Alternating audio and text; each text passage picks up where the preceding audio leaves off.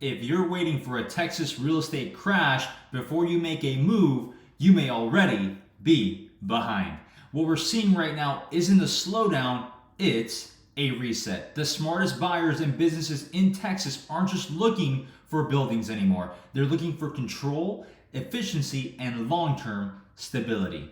I'm Andy Ordonez, Texas Commercial Real Estate Advisor with Phelps & Frias Commercial, and today I'm going to give you a quick real-world breakdown of what's actually happening across the four biggest markets in Texas: Houston, Dallas, Austin, and San Antonio, and what it means if you own or operate a business here.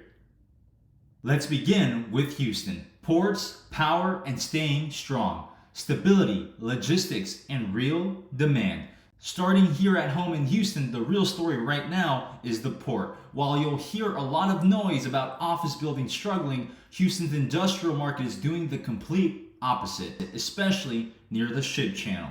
More containers coming through the port means more demand for warehouses, distribution centers, and logistics space. That demand is very real. I see it on the field every single day, and it is growing.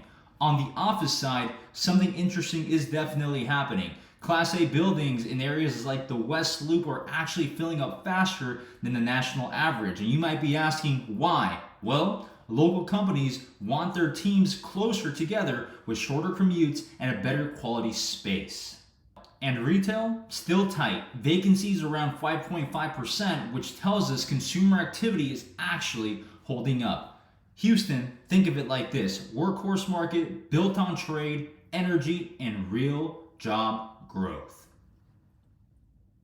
Now let's move to Dallas, Fort Worth area, corporate Texas. Think of it as corporate moves plus population growth. Dallas, Fort Worth has become the corporate capital of Texas. More companies are relocating here than anywhere else in the state. And that's why Dallas Fort Worth is building more retail space than anyone else in the country right now, because people and paychecks are flooding in.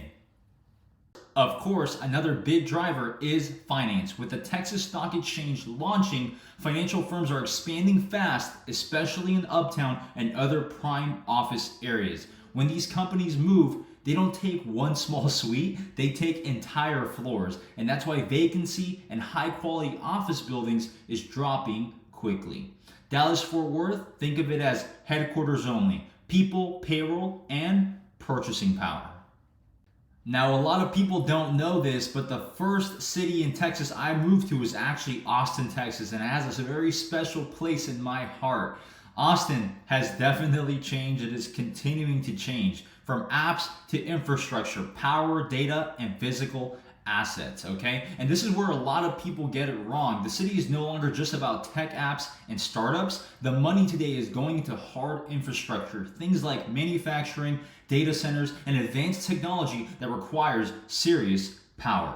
Austin is still one of the top cities in the country for investment dollars, but now it's who controls electricity, land, and capacity. If you're evaluating commercial real estate in Austin today, one question matters most than anything else. Can this building handle the power load? If it can, it's valuable. If it can't, it's falling behind. Austin, Texas, infrastructure-driven tech, not hype-driven tech. And of course, we have San Antonio, the quiet winner. Logistics plus stability. San Antonio doesn't get headlines, but it might be one of the most dependable markets in Texas. The stretch of I-35 between San Antonio and Austin is exploding with new warehouses, distribution hubs, and data-related projects. Big companies are building here because land is more affordable, power is more accessible, and transportation just makes sense. Retail is also extremely healthy with a vacancy of around 4%, which is below the national average. And that is supported by tourism, military jobs, and steady population growth. That military presence creates a built-in safety net during economic slowdowns. San Antonio, steady, defensive, and logistics driven. Don't sleep on it. Here's the big picture. Texas isn't just one real estate market. It's four different engines working together. Houston moves goods, Dallas moves companies, Austin powers technology, and San Antonio moves distribution. As interest rates stabilize, the people winning in 2026 won't be the ones waiting for perfect timing. They'll be the ones making informed moves today and the people that already reside in the state of Texas.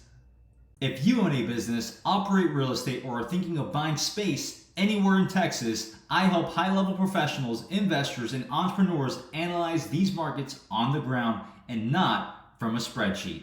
My link is below, and let's get to work.